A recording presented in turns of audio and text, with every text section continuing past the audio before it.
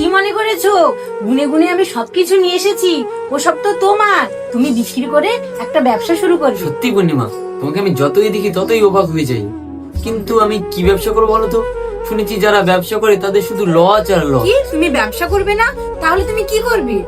আচ্ছা পূর্ণিমা, বিদেশে গেলে কেমন হয়? আমার একটা বন্ধু দুবাই থাকে, শুনেছি ও অনেক টাকা ইনকাম করে। আমিও ওখান থেকে কিছু টাকা ইনকাম করে না হয় বাড়িতে এসে কিছু একটা করে নেব। মা, আমার সব সর্বনাশ হয়ে গেছে। কি হয়েছে বাবা, কি হয়েছে? মা, পূর্ণিমা যাওয়ার সময় সোনা গয়না টাকা যা ছিল সব নিয়ে চলে গেছে। আমাকে পুরো নিঃস্ব করে দিয়ে চলে গেছে। এখন বলে আর কি করবি? যখন বিদেশে ছিলিস তোকে কত করে বলেছিলাম ওর কাছে সব টাকা পয়সা রাখিস না। এখন তো আর আমাদের কথা শুনিস নি, আমাদেরকে অবিশ্বাস করেছিস। মা, তখন তো আমি ভেবে দেখিনি যে এইসব হবে। যা কিছু করেছি তোমাদের সুখের জন্য, যাতে তোমরা ভালো থাকো।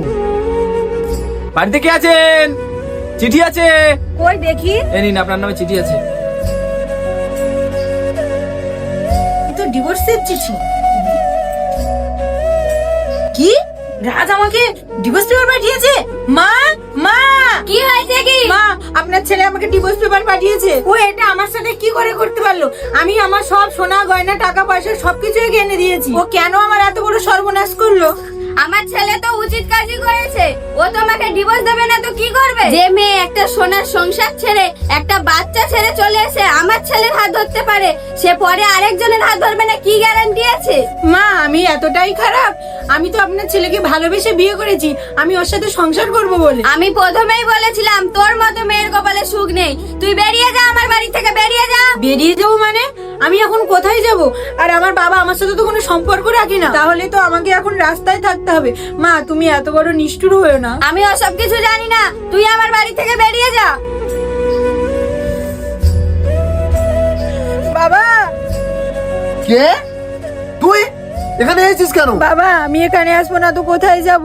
ওসব কান্নাকাটি বাদ দিয়ে কেন এসেছিস সেটা বল। বাবা, রাজ আমাকে ডিভোর্স দিয়ে দিয়েছে, আর ওর মা আমাকে বাড়ি থেকে বের করে দিয়েছে। তোর মতো মেয়ের বিচার ভগবান আমাকে বেঁচে থাকতে দেখিয়েছে। ভগবানকে আমি অশেষ ধন্যবাদ জানাই। আজকের যে আমার কি আনন্দ হচ্ছে, তোর মতো মেয়ের জায়গা এখানে নয়, তোর জায়গা হচ্ছে ওই রাস্তা। বাবা, মা, তুমি কেন আমার বাড়িতে এসেছো? মা, আমি অমিতের কাছে ফিরে এসেছি। অমিতের কাছে ফিরে এসেছি মানে? বিয়েটা কি ছেলে খেলা? আমার কাছে বিয়েটা ছেলে খেলা হতে পারে, কিন্তু আমাদের পরিবারে কেউ বিয়ে নিয়ে ছেলে খেলা করে না। এসেছে মা? এ কি, এই মহিলা এ বাড়িতে কেন এসেছে? অমিত, আমি তোমার কাছে ফিরে এসেছি। শোনা মা, তুই ভালো আছিস? খবরদার, আপনি এখন আর আমার মা না। এখান থেকে চলে যান বলছি, চলে যান। একটা নিষ্পাপ বাচ্চাও তোমাকে ঘৃণা করে। এর থেকে তো লজ্জার আর কিছু নেই। বেরিয়ে যাও এ বাড়ির থেকে, বেরিয়ে যাও।